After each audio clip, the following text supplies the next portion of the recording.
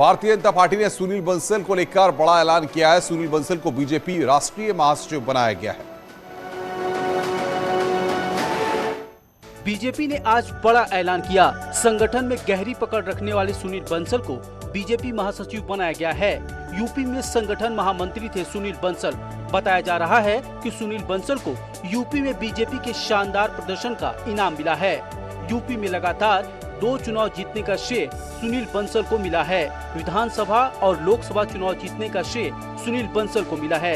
इसके साथ ही सुनील बंसल को उड़ीसा, तेलंगाना, पश्चिम बंगाल का प्रभारी बनाया गया है। 2024 के लिए बड़ी जिम्मेदारी सुनील बंसल को मिली है। सुनील बंसल की जगह अब धर्मपाल संगठन महामंत्री बनाए गए हैं। मिशन 2024 से पहले भारतीय जनता पार्टी ने अपने संगठन में एक बड़ा बदलाव किया है, जिसके तहत उत्तर प्रदेश के प्रदेश महामंत्री संगठन सुनील बंसल को बीजेपी का राष्ट्रीय महामंत्री नियुक्त करके पश्चिम बंगाल, उड़ीसा और तेलंगाना का प्रभारी बनाया गया है। तो वहीं दूसरी ओर झारखंड के प्रदेश महामंत्री संगठन धर्मपाल सिंह को उत्तर प्रदेश का नया प्रदेश महामंत्री संगठन बनाया गया है। 2014 में राजस्थान से उत्तर प्रदेश पहुंचे सुनील बंसल ने 2014 से पहले हाशिए पर मौजूद बीजेपी को मजबूत करने में एक महत्वपूर्ण भूमिका निभाई है। रक्षाबंधन से पहले सीएम योगी आदित्यनाथ ने आज उत्तर प्रदेश को 150 बसों का तोहफा दिया। मुख्यमंत्री योगी आदित्यनाथ ने परिवहन निगम की 150 बसों को आज जनता को समर्पित कर दिया। 5 कालिदास मार्ग पर आयोजित कार्यक्रम में सीएम योगी ने कहा कि रक्षाबंधन के पर्व पर बसों में माताएं और बहनें निःशुल्क यात्रा कर सकेंगी। इसके अलावा सीएम योगी ने कहा कि जल्द ही 60 वर्ष से ऊपर की माताओं और बहनों को फ्री में यात्रा कराने की योजना भी शुरू की जाएगी।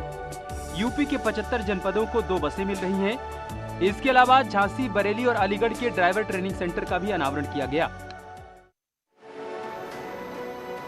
कॉमनवेल्थ गेम्स में मेडल जीतकर देश और उत्तर प्रदेश का नाम रोशन करने वाले खिलाड़ियों पर यूपी सरकार ने इनाम की बारिश की है। कॉमनवेल्थ गेम्स में मेडल जीतकर देश और यूपी का नाम रोशन करने वाले उत्तर प्रदेश के 8 खिलाड़ियों पर योगी सरकार इनाम की बारिश करने जा रही है। सरकार इन्हें नकद इनाम के साथ ही अन्य सुविधाएं भी देगी। खेल नीति के तहत सिल्वर मेडल जीतने वाले खिलाड़ियों को 75 लाख रुपए और ब्रॉन्ज मेडल जीतने वाले को 50 लाख रुपए का नकद इनाम मिलेगा। साथ ही सभी पदकवीरों को सरकारी नौकरी भी दी जाएगी। यूपी से 13 खिलाड़ियों ने कॉमनवेल्थ गेम्स में शिरकत की थी, जिसमें से 8 खिलाड़ी पदक जीतने में कामयाब रहे, जबकि 5 खिलाड़ियों को निराशा मिली। जो खिलाड़ी पदक जीतने से वंचित रहे, सरकार उनको भी 5-5 लाख रुपए की सम्मान राशि देगी। इसके साथ ही मुजफ्फरनगर की रेसलर दिव्या काकरान को भी यूपी सरकार सम्मानित करेगी। दरअसल दिव्या दिल्ली की ओर से खेलती है। जब कॉमनवेल्थ गेम्स में दिव्या ने ब्रॉन्ज मेडल जीता था, तो दिव्या ने दिल्ली सरकार पर आर्थिक मदद नहीं करने का मुद्दा उठाया था। दिव्या ने 68 किलो वर्ग में ब्रॉन्ज मेडल जीता था। अवैध असलाह फैक्ट्री का पर्दाफाश। घर में चल रही थी हथियार की फैक्ट्री। मेरठ में अवैध असलाह फैक्ट्री का पुलिस ने पर्दाफाश किया है। घर के अंदर अवैध हथियार की फैक्ट्री चलाई जा रही थी। मेरठ के लिसाड़ी गेट इलाके में पुलिस ने अवैध असलाह फैक्ट्री का पर्दाफाश किया। एसटीएफ की टीम ने एक घर में छापा मारकर अवैध हथियार की फैक्ट्री का खुलासा किया। घर में पिस्टल और तमंचा बनाने का कारखाना चल रहा था। एसटीएफ की टीम ने अचानक दबिश दी, जिससे घर में मौजूद लोगों में हड़कंप मच गया। एसटीएफ ने मौके से 2 लोगों को गिरफ्तार किया है। पकड़े गए बदमाशों में से एक पुलिस का मुखबिर भी था। बताया जा रहा है कि अवैध तमंचे को 5,000 और पिस्टल को 25,000 रुपए में बेचा जाता था। इन लोगों के कनेक्शन मेरठ ही नहीं बल्कि आसपास के जिलों में भी है। पुलिस पकड़े गए बदमाशों से पूछताछ कर रही है। गेट के अंतर्गत एसटीएफ और पुलिस की संयुक्त कार्रवाई में एक अवैध शस्त्र फैक्ट्री पकड़ी गई है। इसमें 2 अभियुक्त को गिरफ्तार किया गया, जिनके नाम मोहम्मद राशिद है और आस मोहम्मद है। इसके अलावा एक अभियुक्त मौके से फरार हुआ है, जिसका नाम मोहम्मद आमिर है।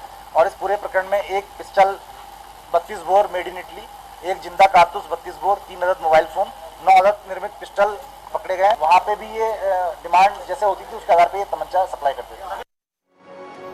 सहारनपुर में मामूली विवाद में 2 गुटों में फायरिंग हो गई। इस मारपीट में गोली लगने से एक की मौत हो गई। सहारनपुर में मामूली विवाद में 2 गुटों के बीच फायरिंग हो गई, जिसमें एक युवक की मौत हो गई। मामला सरसावा इलाके के गदरहेड़ी गांव का है, जहां पिता पुत्र की गांव के एक युवक से कहासुनी हो गई। उस समय तो गांव के लोगों ने मामला शांत करवा दिया। आरोप है कि बाद में युवक अपने कई साथियों के साथ गांव में दाखिल हुआ और पिता पुत्र पर ताबड़तोड़ फायरिंग कर दी, जिसमें बेटे की मौत हो गई जबकि पिता की हालत गंभीर बनी हुई है। दोनों को 3-3 गोलियां लगी थीं। लोग थे 10-12 कम से कम, मेन 4 ही थे इसमें, 4-5 पॉइंट पे। घायल कौन कौन थे? घायल एक मोनू सनोप सेठपाल, एक सेठपाल सनोप अंटी। कितनी गोली लगी हुई है मुझको? 3-3 4-4 गोली दोनों की लगभग। वहीं फायरिंग में बीच बचाव करने आए एक युवक भी घायल हो गया। पिता को हायर सेंटर रेफर किया गया। वहीं फायरिंग की सूचना पर डीआईजी और एसएसपी भी मौके पर पहुंचे और मामले की जानकारी ली। आरोपी अभी तक फरार है। 2 साल पहले ही इनका रिटायरमेंट के बाद गांव आए हैं और कोई आज एक मामूली विवाद पर इन दोनों पक्षों का झगड़ा हुआ, जिसमें फायरिंग में ये घटना घटित हुई है और पुलिस इसमें हत्या और हत्या के प्रयास का मुकदमा दर्ज कर गंभीर धाराओं में आगे कार्रवाई की जा रही है। अब गाजियाबाद के कविनगर से एक महिला के साथ बदसलूकी का मामला सामने आया है। नोएडा के बाद अब गाजियाबाद के कविनगर में भी एक महिला के साथ बदसलूकी और मारपीट का मामला सामने आया है। आरोप एक बिल्डर के 2 बेटों पर लगा है। महिला का आरोप है कि मीटर से बिजली चोरी की शिकायत पर वो बिल्डर के पास गई थी तो बिल्डर के बेटे ने उसके साथ गाली गलौज शुरू कर दी। जब उसने पुलिस से शिकायत की तो बिल्डर के बेटों ने उसके साथ मारपीट की। पुलिस ने इस मामले में बिल्डर के बेटों के खिलाफ मुकदमा दर्ज कर लिया है। बिजली को मीटर को लेकर दोनों पक्ष में एक विवाद हुआ था।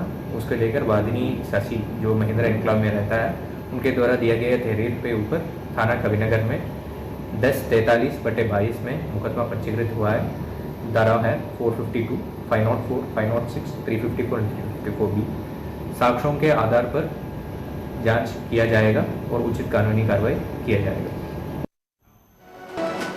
फतेहपुर में सांप और अजगर निकलने से हड़कंप मच गया है। फतेहपुर के हदगांव ब्लॉक के शाहीपुर प्राथमिक विद्यालय में बने किचन में सांप निकल आया। इसे देख बच्चों और टीचरों में दहशत फैल गई। चीखने चिल्लाने की आवाज सुनते ही मौके पर पहुंचे ग्रामीणों ने सपेरे को बुलाया, जहां कड़ी मशक्कत के बाद सांप को पकड़ा गया।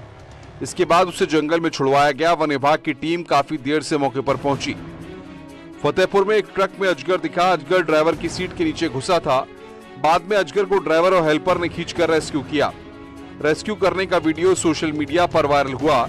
सतना से भाड़ा लेकर फतेहपुर के बिंदकी पहुंचा हुआ था ट्रक। ग्रामीणों की सूचना पर पहुंची वन विभाग की टीम ने अजगर को पकड़कर जंगल में छोड़ दिया है। आजमगढ़ से गिरफ्तार आतंकी संगठन से जुड़े सबाउद्दीन आजमी की गिरफ्तारी के बाद बड़ा खुलासा हुआ है। बताया जा रहा है कि सबाउद्दीन आजमी पॉलिटिक्स की आड़ में ISIS जैसा आतंकी संगठन तैयार कर रहा था। यही नहीं, सबाउद्दीन 15 अगस्त के दिन ब्लास्ट करने की योजना बना रहा था, लेकिन इससे पहले ही उसे पकड़ लिया गया। सबाउद्दीन आजमी ने युवाओं का ब्रेन वॉश कर अपने साथ जोड़ने का प्लान बनाया था। सबाउद्दीन आजमी राजनीतिक दल AIMIM के साथ मिलकर लोगों को जोड़ने का काम कर रहा था। नगर पालिका माहौल के वार्ड नंबर 9 से सभासद का प्रत्याशी भी रहा है। बताया जा रहा है कि सबाउद्दीन प्रचार के बहाने लोगों को गुमराह करने, ब्रेन वॉश करने और उन्हें अपने साथ जोड़ने की कोशिश कर रहा था। सबाउद्दीन आजमी ने पार्टी के नाम से एक व्हाट्सएप ग्रुप बना रखा था। ग्रुप में कट्टरपंथ को बढ़ावा देने वाली सामग्री शेयर की जाती थी। माना जा रहा है कि सबाउद्दीन आजमी से पूछताछ के बाद कई अन्य की भी गिरफ्तारी हो सकती है।